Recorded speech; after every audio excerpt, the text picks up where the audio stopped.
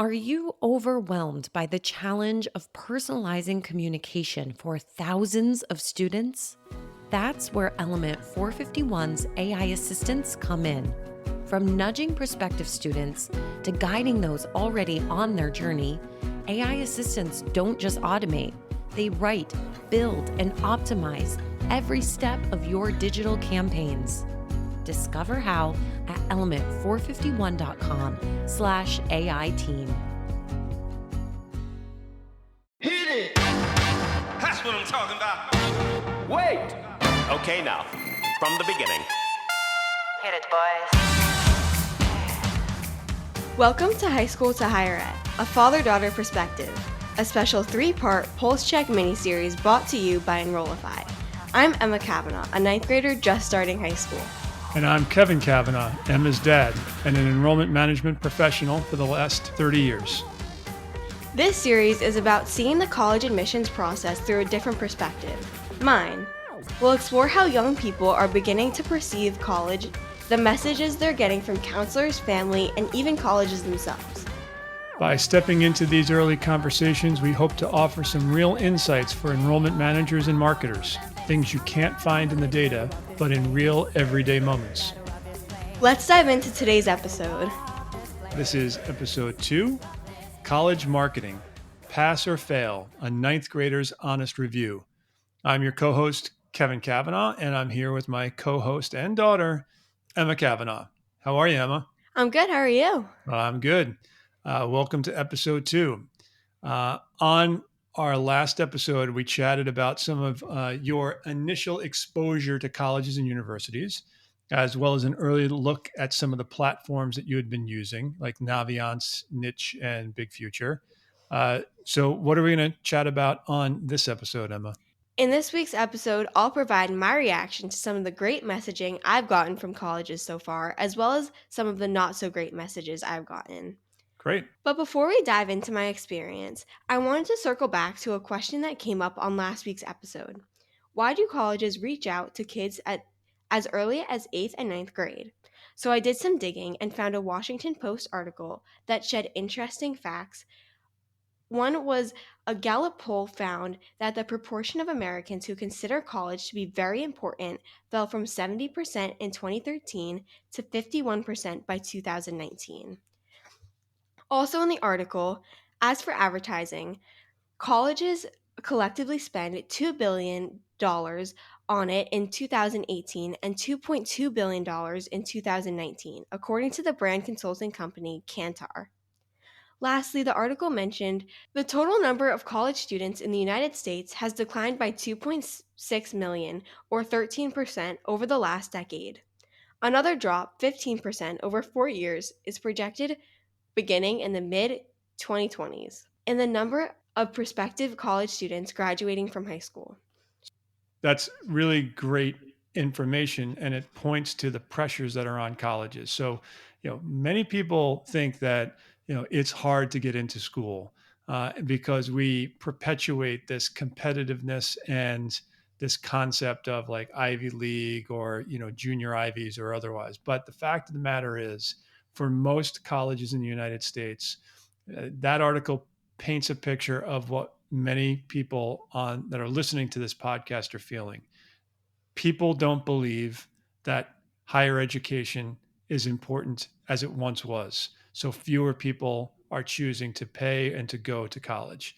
At the same time, there are a declining number of high school graduates because there's been all kinds of demographic changes and migration changes. So the problem is many of these colleges have empty beds in their residence halls, empty desks in their classrooms.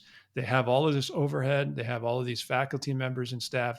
They need to fill their incoming classes in order to sustain the operation of the colleges, which is why there's such an emphasis now on marketing to students. And to think, I mean, you said 2 billion with a B.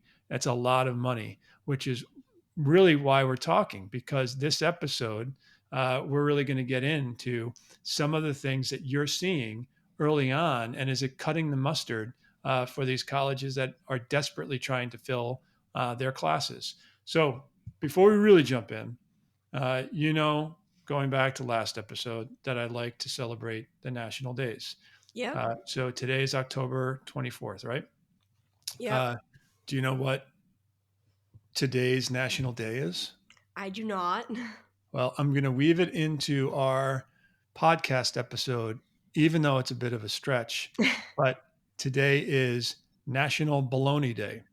So we're going to go through some of the communications, marketing, and otherwise that you've gotten so far. And some are going to be prime rib, and some are going to be baloney that have really turned you off. That's as good as I can get in getting baloney into the episode. So sorry if that's embarrassing to you. Pretty good. A note to the listeners, since I may be applying to some of these schools in a few years, I'm not going to name names, at least not on the messages that haven't been so good. That's a good disclaimer. We're going to try to give you as much information as possible, but Emma doesn't want to blow up her chances of getting into some of these schools. That's politically astute, Emma. We talked a little bit last time that you were exposed and signed up to Naviance, right, in March. Yep. And same thing with Niche, right? Yeah. Since then, colleges have started to communicate with you. And what mediums, like what have you been seeing or getting? How have they been getting in touch with you? So I've gotten a couple of things mailed to my house or our house. Our house, I And live here too. Yeah. and I've also gotten a lot of emails. Okay. You only had a handful of schools mail stuff to you. So let's talk about that first. How many schools emailed you and tell me a little bit about what you've seen so far? So I have had 3 schools send mail to our house. So the first one was James Madison University. Kudos to James Madison. You were number one. Yes, they were the first to send me anything, and I was still in 8th grade. So I actually have it here for anyone that's watching. It is just a postcard. It's very simple. It really stood out to me because it's very simple. It's like it's very eye-catching, and I noticed it right away, and it gives me information about what the school's name is and where it is, and it was just really simple, and I really liked looking at it because it was really fun. Yeah. So I definitely think that it was a good. Well, when I asked you about it, I'm like, tell me about the postcard. You said it's purple. Yeah. So again, it's something simple that stayed with you, but now you know James Madison's colors. Yeah. And you had a good reaction. So tell me about school number 2 that mailed you something. So this school is religiously affiliated, and it's on the East Coast. That's as close as we're getting to naming the school. So Yeah. religiously affiliated on the East Coast. They sent me a pamphlet, and I just thought that it was too long. It was like a traditional trifold pamphlet. They highlighted the campus and the city that they're in, which I thought was interesting, but they also were giving price stats, and that's not really relevant to me in 9th grade. But I really wish they had mentioned maybe like majors, because it was so long, and they mentioned nothing about what I would be really specifically interested in is, do they have the major that I would want to go to their school for? Right. When you first received that, you said something along the lines like, it's going to take me 5 minutes to read this thing, right? Yeah. Yeah. And how long did you hold that thing in your hand, actually? A couple seconds. Right. So here's a school, and when you say a lot of words, that's a lot of copy, is what we would call it. And when I looked at it, yeah, I mean, it was a nice cover, but when you open it up, it's just words with some watermarked photos behind it, and it was just paragraph after paragraph after paragraph with a couple of icons and statistics, but clearly was not relevant to a 9th grader. By the way, we didn't mention this, but the James Madison postcard came to you in 8th grade. So I said that. Oh, you did? Okay. Yeah. Well, I didn't pick up on that. They came out of the gate pretty fast. Kudos to them, I guess. But this other school, it was affordability section in their document, which again, not relevant to an 8th grader or 9th grader I think you got theirs in the summertime. Yeah. So it was a little heavy. as opposed to, say, James Madison, which is just like a light postcard, like, hey, we're here, think highly of us. So tell me a little bit more about school number 3. This is a funny one. Yes, this was a funny one. So, this is another religiously affiliated school, and it's a large university on the East Coast as well. Um, and they actually sent me a postcard similar to James Madison, like size and style. So, it was just like a one-page postcard, but they sent me a picture of bushes. um, it was just bushes and then their watermark, and that was it. Yeah, that was a weird one. And when Emma says it's, pictures of bushes, it looked like somebody was in an administrative building and stuck a camera out of the second or third floor window down to like a little bit of bluestone down below, but it was bluestone and literally bushes. It wasn't even flowers. It wasn't, trees whose colors were changing. It was just a bunch of bushes, and they weren't even like well kept. And it's like the school doesn't, I looked it up. The school doesn't have like a landscape architecture program or anything. It was just, for some reason, somebody thought a bunch of bushes and some greenery was going to capture the imagination of a ninth grader, and it didn't. And now we make fun of the school as being the school that sends you postcards with bushes. And I also received 2 postcards from them in the same day, which is like Yeah. Yeah. I haven't received pretty much any mail since from them, but just strange that I got 2 in one day. And Yeah. they And there also were just two different things. One thing, it was just like a general, I don't know if it was come to visit us or if it was just, general information about their school. And the other one was for an event that they were having not far from where we live, far enough, like another state, but, it was like they're coming to visit. And I get it was, they were trying to get us to come to like an off-campus information session or something, which again, what ninth graders doing that? I mean, I don't know 11th or 12th graders that want to do that. So let alone a ninth grader. yeah, so there's like no specific topic for the like messages that they were sending, and it was just really random, I guess. Yeah. So were any of those schools, when you look back on Naviance, Niche, were any of these 3 schools on any list that you might have toggled like, hey, send me more information or anything like that? No, none of them were. Yeah. So, are you surprised that they reached out to you? No, because they're all have majors that I'm interested in, and I'd like to live in a city when I go to college, and they all are located in cities. Yeah. So it definitely like applies to what I'm interested in. So I think I was kind of expecting getting emails from schools like them. Right. Right. Well, again, these were the postcards, but yeah, I mean, it's interesting to think that schools this early in your career are spending money on print, which is costly. I mean, postcards aren't that expensive, and postage, which again, if it's, I didn't look at the indicia, but I think it's nonprofit mail, so it's cheap, but it's not. There's still an expense to it, and it just seems to me like we'll get into with some of the emails. Somebody was in charge of sending out postcards to students, and they just added whoever they had in their entire inquiry or prospect pool and sent it on out, not realizing that some of the messaging might not hit effectively to kids your age. um, did any of those postcards make you want to go visit any of these schools? No, I Not understand. even James Madison. You like the postcard? I did like the postcard, but I just don't think at this point I'm interested in visiting schools. I understand like if I'm going if I'm going to be in an area for a competition or a road trip or whatever it is I'm doing, obviously like maybe I'll want to pop over to the school, see what the campus looks like, but I'm not looking for any in-depth tours or open houses right now, but I have been getting a lot of advertising for that, and that's just not really what I'm looking for. So it's more like general information about the school that I'm looking for, not specific come visit the school type things. Okay, so we'll keep people posted if the mailman keeps bringing more stuff and gives some commentary on when it arrives. But let's shift off of the print mail and talk a little bit about the emails. So you said think when we last talked about this, you said your term was you got a little bit more than a little bit of emails from colleges. So can you tell us a little bit more about how many emails you've gotten? I have gotten over 250 emails from 21 different schools since March 1st, and Okay. one school has sent me over 70 of those emails. Wow. They must really like you. Yeah. So tell me about that school.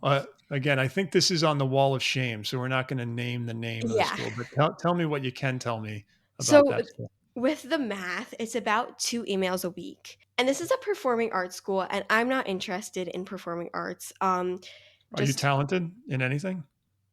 Can you sing? Can you dance? Can you I act? I guess I could probably dance. I don't know if I can sing. I'd like to see that.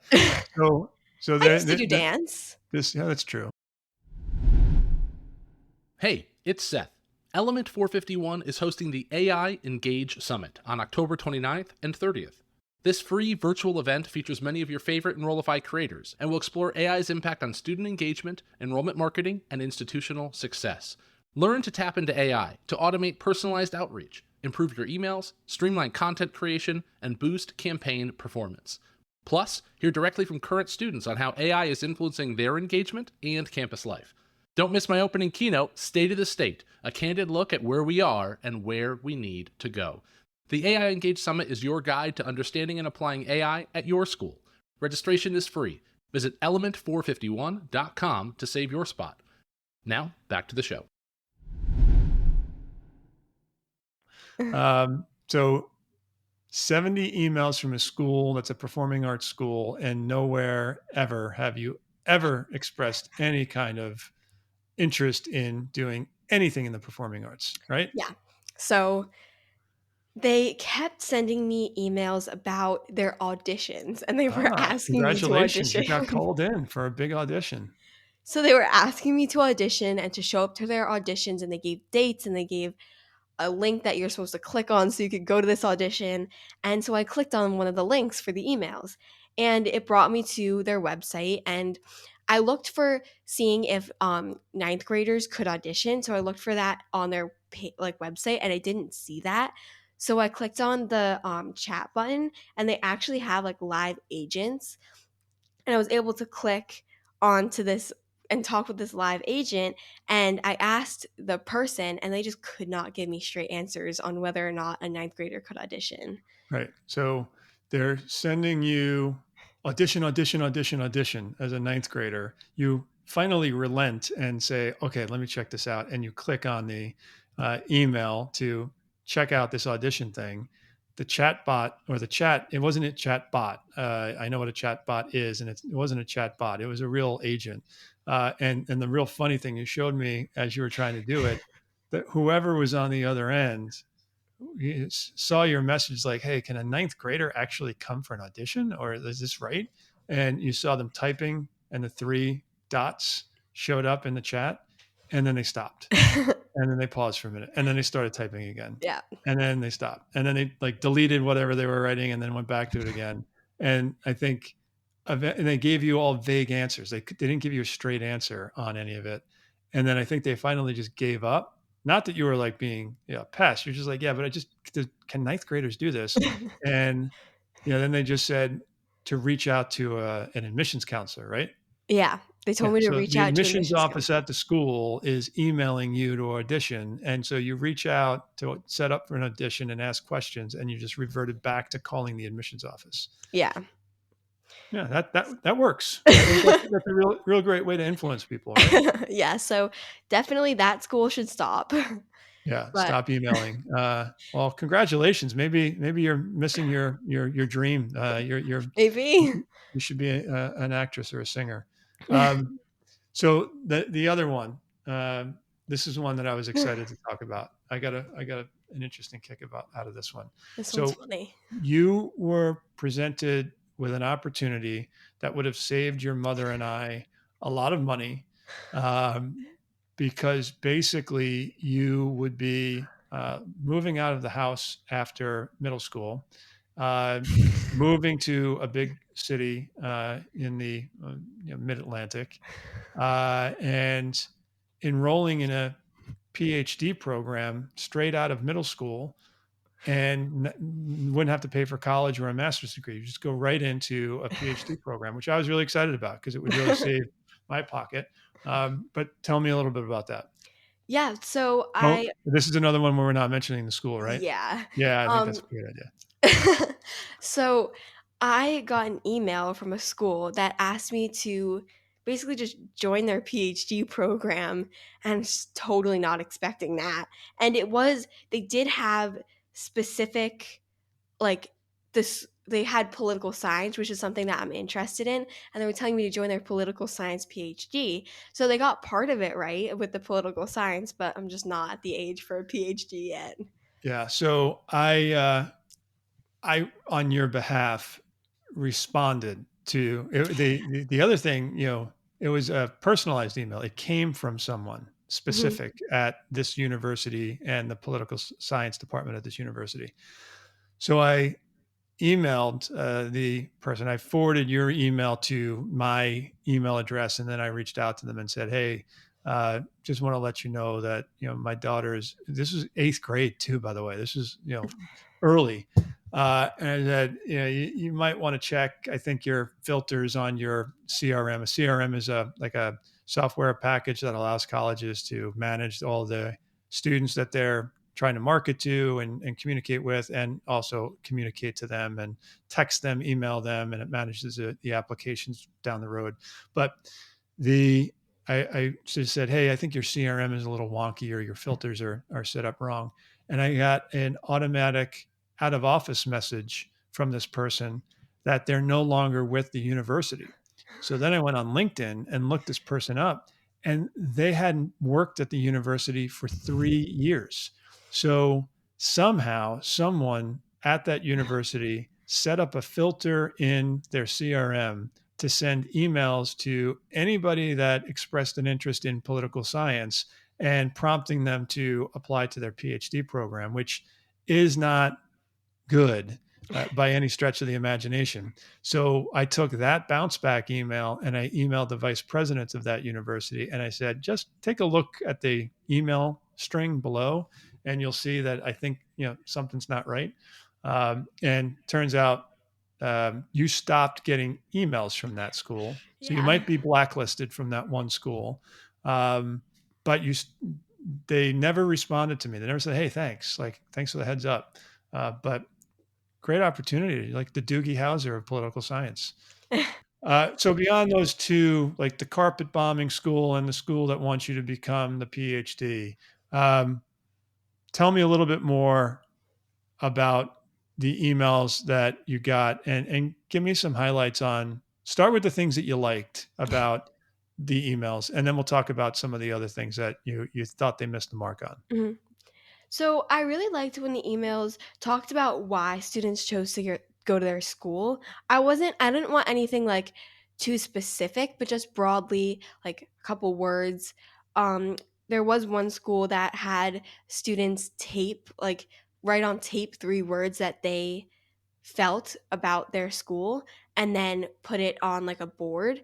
And I just thought that was so cool because they showed how all of these different students feel about the school. And it's definitely inspiring to see something like that. Let's jump to that. That was specific to an email that not an email, that was a video within an email, right? So Yeah, you want to talk about, so you liked some of the videos that you got that were in those emails, right? I did. I liked some of the So videos, but so that was there, one example, like the duct tape and the words on the duct tape. yeah. And what other kind of videos did you see embedded in those emails? I saw one video where I think the school was like very good at like had a very strong football team, and so they showed some of the students like decked in all of their gear on the like a game day, and then maybe some cheerleaders, like the stadium, some of the traditions they had outside the school. They made a video about that, and I thought that was really cool. Um, but it's just like it's a very fine line between like like a normal video that's like inspiring and something that's a little bit cringy. Um, What would you how do you define cringy? This is important for people to understand because they're sending these videos out and they don't want to be cringy. So what does a ninth grader define as cringy? I think anything too sappy about the school, like if someone goes into too much detail about their football team or like like inspirational quotes like that, then that gets a little weird because it's like kind of almost trying too hard. But I think keeping it like inspirational, but not like giving direct inspirational quotes that coaches said or anything like strange like that. Yeah. So and so we talked a little bit before about how some of these videos give you a sense of the culture and the kind of kids and the environment at the school, and that's helpful to you. But you're not clicking on a video for a college to get to hear like Nelson Mandela quotes or Maya Angelou or Yeah. you just tell me about the school. Give me a feel about the school, right? Mhm. Yeah. What else did you like in those emails? So I think also having the right amount of information about the school. So in emails, I'm not reading through like a 3-page email. I just want a quick blurb about whatever the topic is that they're sending me an email about. Um, so I think like having that sweet spot of enough information that's like relevant to send the email, but not too much information where I'm not going to read the email because it's too long. Um, and then also I saw an email about tips on what ninth graders could be doing in a high school.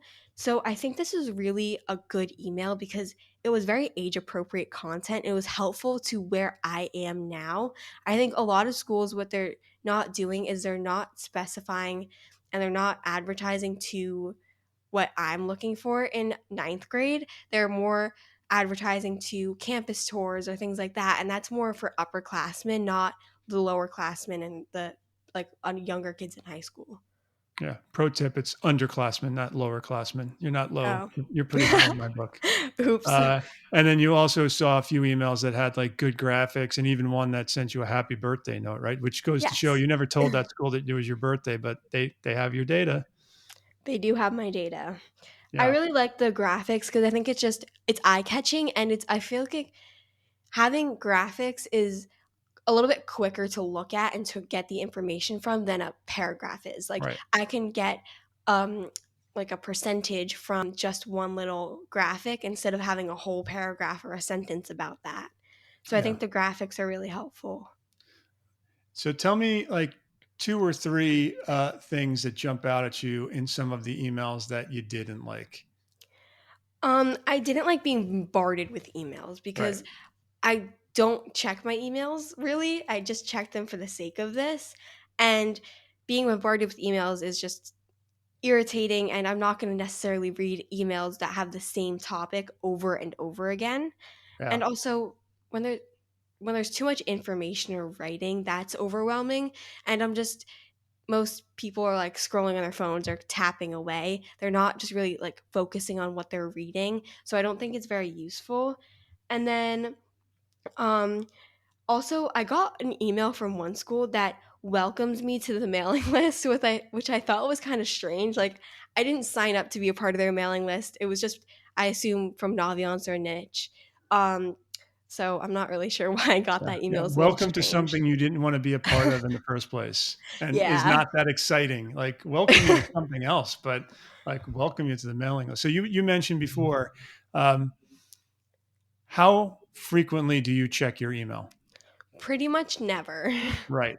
So for all these schools sending all these messages out, they're likely not being read. I asked you to do that as your prep for this podcast, but you this isn't just for college stuff. Your generation isn't really using email very much at all, even in school. Maybe through Schoology you get some messages from your teachers, but email isn't really a thing for you, right? So some of my friends have like thousands of emails that could date back from like sixth grade that they still haven't read. So Right. definitely email is not something that my friends and peers are really like focusing on. It's more texting and social media. You said earlier that 21 schools have emailed you Yeah. over the course of the last few months, over 250 emails from 21 schools. Um, if you name the schools in 30 seconds, I'll buy you a car. Go.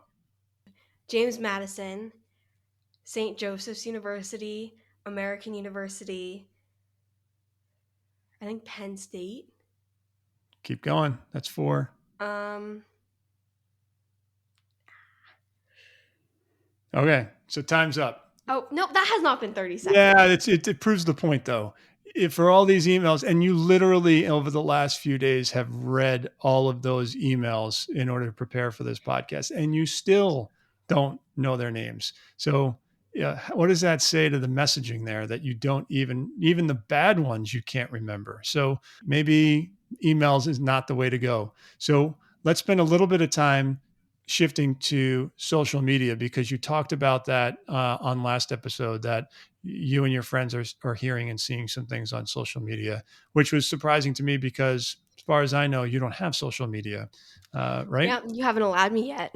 Yeah, you've got terrible parents. You'll get that in due time, but you have I think I YouTube, need right? it for research purposes. Yeah, very good. Yeah, we'll research this.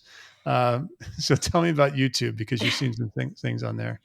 So in between videos, like they'll put segments and they'll just pop in an ad quickly. So sometimes they're just random ads, like different brands or stores, but sometimes there will be colleges that advertise. And there's also an influencer that I know of that wears like a lot of her like college's gear during videos, and it's just like promotes a lot of college content, but doesn't not just like college lifestyle. She really mentions the school and like constantly. So I think definitely also having influencers Yeah. has helped colleges. Yeah, that's becoming more and more, both sort of placing influencers or working closely with paid influencers, or having students do their own short videos, TikToks, either or through the admissions office, through the college itself, or just kids are doing it. Like we'll see a lot of videos right now about sororities and fraternities and dance, things, or TikTok trends that are happening on college campuses. And it's just a unique way because students are utilizing those platforms for entertainment. And if you're savvy in your social media campaigns on college campuses, that's how you're getting in front of these kids. There were a lot of schools during COVID that were open down south, whereas up north there were a lot of stay-at-home measures, and a whole generation of students were watching TikTok videos that were being done on college campuses that showed the football games, the sorority, the fraternities, other things that were happening on their campuses. And it's really created this energy of kids from up north being very interested in the schools down south, just because of so much content that was created. So I think your generation is going to increasingly be relying on the social media avenue of learning about schools. So I think colleges will be well served to ease up on some of these emails and get more focused on the social media content. And maybe we can cover some social media stuff in subsequent series and as you get more involved in social media. Yeah, we'll see about that. So I think that brings us to the end of this episode, where we really got into the fruits of the labor of all those platforms that you're on, and really breaking down some of that print and email communication that's coming to the house and to your inbox. Next episode is our third and final episode, and we'll kind of dive into a little bit more about what comes next for a ninth grader as you launch into your curriculum and thinking more about colleges and working with your school counselors and otherwise. But I think that pretty much wraps it up. What do you think? I think so. All right, let's make like a tree and get out of here. Let's make like a tree and leave, you idiot. Watch it. All right, everybody. Thanks for listening. Thank you.